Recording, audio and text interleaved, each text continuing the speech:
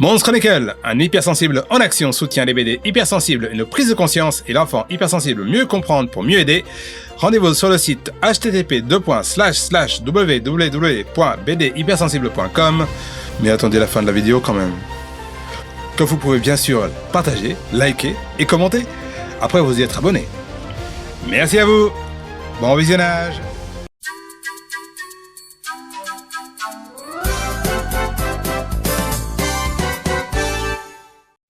Salut les amis, j'espère que vous avez passé une bonne semaine et que la rentrée n'était pas trop difficile et pas trop dure pour vous. Aujourd'hui, après une vidéo hommage la semaine dernière à Jean-Paul Belmondo, un peu triste je vous l'accorde, mais l'actualité a fait que, je vais vous parler d'un moyen métrage d'action fantastique du nom de Purple Mind. Je l'ai découvert par hasard, comme beaucoup de choses dans la vie, en faisant des recherches sur l'hypersensibilité. Et je suis tombé sur la page de la youtubeuse Amy LTR, une youtubeuse tellement connue que moi-même je ne la connaissais pas. Et j'ai commencé à visionner l'une de ses vidéos qui s'appelait l'hypersensibilité, le pouvoir des super-héros. Et franchement, sa fraîcheur, son entrain et sa vision des choses m'a touché. Étant moi-même un fervent fan de séries telles que Arrow, Titan ou Justice League, le Snyder Cut, hein, pas le Whedon, faut pas pousser quand même. Hein.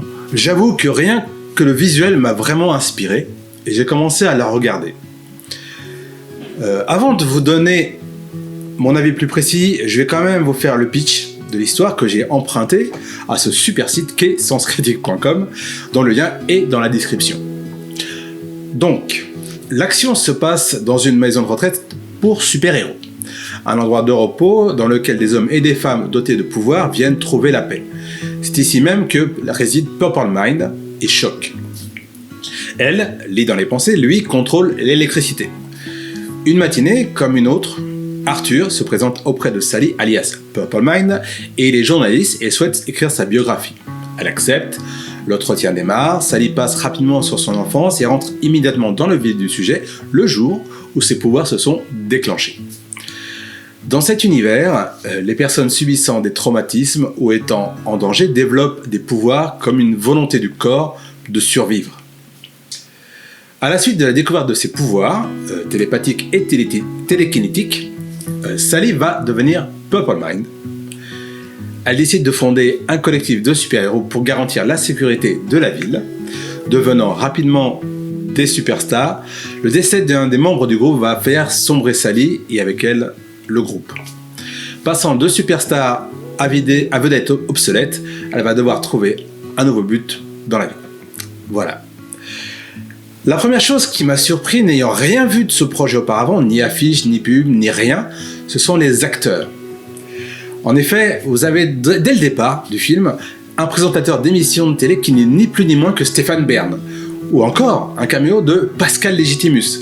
Rien que pour ça, ça m'a scotché. S'ensuit l'interview de Sally, donc Purple Mind, où le journaliste n'est autre que Gad Elmaleh.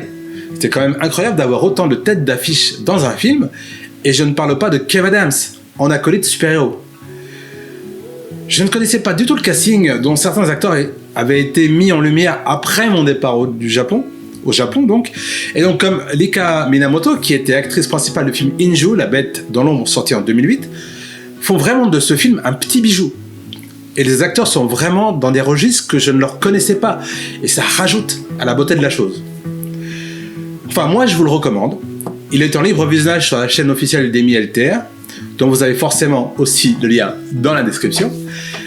Mais je vous invite aussi à regarder ses autres œuvres, qui sont tout autant de perles dans son écrin. Pour finir, je vous dirais que j'ai découvert Amy LTR, j'ai encore pas son nom, avec bonheur. Et c'est une artiste complète, vidéaste, youtubeuse, scénariste, réalisatrice, actrice, chanteuse et auteure. D'ailleurs, elle chante à merveille le thème du film et vous pouvez aussi l'entendre gratuitement sur la chaîne justement. À ce propos, est-ce que vous êtes abonné à ma chaîne? Est-ce que vous avez activé la cloche pour ne pas rater les prochaines vidéos? Et est-ce que vous avez liké celle-ci justement de vidéo? D'ailleurs, vous pouvez mettre un petit commentaire si ça vous a plu. En ce qui me concerne, moi, j'ai terminé. J'espère que vous pourrez découvrir ce film et cet artiste au grand talent. Et je vous donne rendez-vous la semaine prochaine pour une autre chronique sur un sujet qui n'aura probablement rien à voir avec celui-ci. Je vous souhaite un bon week-end, une bonne semaine et à la semaine prochaine. Bye bye.